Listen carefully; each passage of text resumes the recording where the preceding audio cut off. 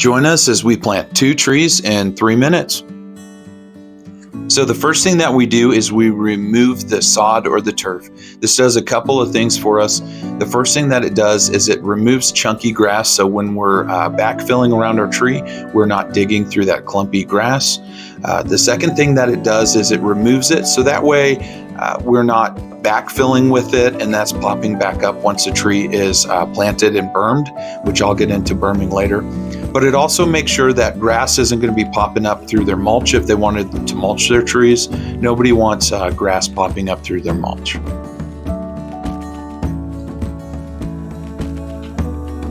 What I'm doing now is working on getting my depth and my width. So as far as depth, we only go as deep as the root ball.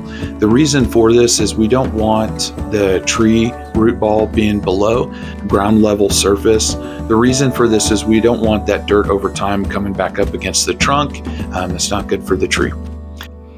As far as the width of our hole, we're going to go 1.5 times wider than the root ball. The reason we do this is it gives plenty of root space for the tree. You can go up to 2, but we go 1.5. The next thing I'm doing is perturbing the roots. So this is kind of breaking up those roots that circle around. This is going to help them go in the right direction.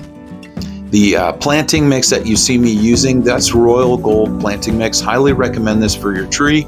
It's going to aerate the dirt around it. It's also going to add the nutrients that it needs that have maybe been exhausted over the years. So we love this planting mix. So you see me berming up the tree. What I'm doing is I'm taking all of that extra dirt. We use all of that backfill back on the tree. That's why it was important to put the sod in a different spot. We're going to put that up against the trunk. We will be working that back away from the trunk, but this is going to create the well for the tree. This will sink down over time, which is why another reason it's important that we don't stomp back in that backfill. So I've created the well for the tree. This is going to help for watering, so the customer is watering their tree and not their whole yard. What I'm using is 16-inch rebar for the stakes. I am staking and tying this in a flat black rope. This rope doesn't eat into the tree. It is flat, so it does help, so it doesn't eat into the tree as the tree grows.